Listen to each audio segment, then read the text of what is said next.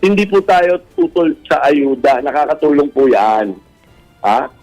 Hindi totally tutol. Pero kung mas, sinasabi ko po kanina, kung meron pong ibang paraan, katulad ng pagtapya sa mga VAT, sa taripa ng mga krudo, mas maganda sana.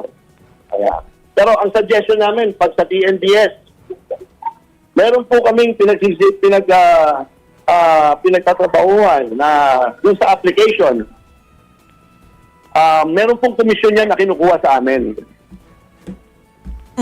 Meron pong 10% at 25 to 30% na komisyon na kinukuha sa amin. Bakit po sinasabi natin sa ating gobyerno, i-regulate po sana natin ito para hindi tumataas ng husto. Malaki pong bagay po ito para sa aming mga TNBS driver. Kapag nanatili ito sa mababang kahit papaano na hindi malulugi yung mga application or transport network companies. Kasi meron pong 10% ang nagbibigay. Bakit yung iba 25 hanggang 30%? Bakit hindi na lang i-regulate ng ating gobyerno? So sa ganun, may dagdag kita pa ang ating mga kasama na driver. Ayun. Oo. Sa ngayon po, no, ay, inilahad nyo na nga po ang nais po ninyo sana na makatulong po sa inyong grupo. Pero baka po hindi pa po alam o narinig ng pamahalaan. Magkakaroon ba kayo ng steps para po marin talagang to get an audience, no, mula sa pamahalaan po? Alam nyo, narinig na po ito ng LTFRB. Parati po natin ikinukwento ito sa mga pahayagan. Ano po ang sabi po nila? Sa katulad ng ganitong pag-aaralan daw po. Alam nyo, ito pong solusyon na inahain natin, hindi po tatamaan ng mga commuters. Hindi po tatamaan ng mga drivers. Yung kumpanya po, kumikita ng napakalaki dahil sa malaking komisyon.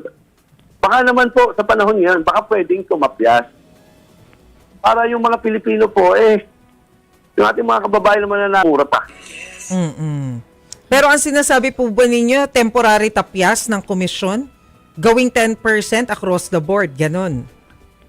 Kasi po ngayon, wala pong regulasyon patungkol sa komisyon na kinukuha ng mga transport network companies.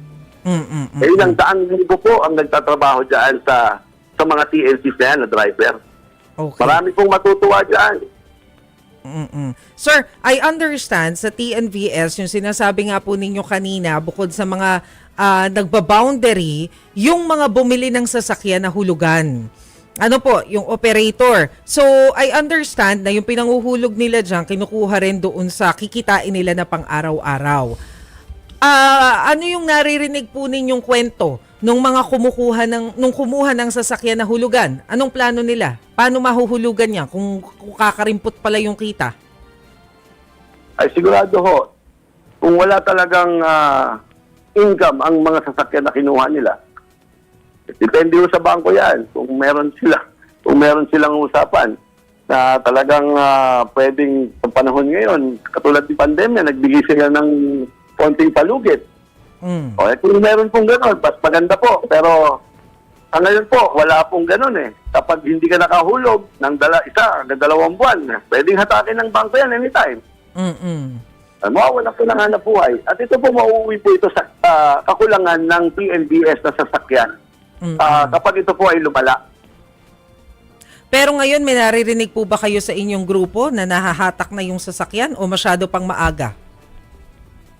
Meron po kasing mga ilang mga operators tayo na talagang isinugal lang yung kanilang kakarampot na ipon or nangutang pang down sa mga sasakyan. So, binabayaran nila yung pinang-down nila at binabayaran din nila yung bangko na pinag-utangan nila ng kabuuan ng sasakyan. So, talaga po yun. Walang tabi yun. Kaya mauwi po talaga ito sa hatakan at mawawala po sila ng hanap buhay. Okay. Sige po, ano po yung panawagan na lamang ninyo para sa mga TNVS? Ngayon po, talagang pinakiusapan namin nung tumataas ang presyo ng gasolina at diesel, yung mga drivers, na konting tiis lang. Pero talagang dito po sila na isoli yung mga sasakyan at magtrabaho na lang muna ng iba. Pero nung narinig po nila na merong fare increase ang TNBS, lumakas po ang loob nila. Pero nung kahapon, nung narinig nila yung Pangulo, ay dati, talaga pong nanglumo po ang karamihan at halos lahat ng TNVS driver na talagang naging excited ulit na kahit paano, lalaban kahit mataas ang gasolina, lalaban po sa kalsada para magserbisyo sa ating mga kababayan. Ngayon po, pinagdadasal po natin yung desisyon ng ating Pangulo. Andun po yung mga kasamahan natin sa Welcome Rotonda. May vigil po doon. Yung mga kasamahan natin ng DLTS, na sana maliwanagan sila at sana maipriority nila yung diskarte o desisyon na pwedeng magpataas ng kahit konting kita ng mga drivers kahit na mataas ang gasolina at diesel.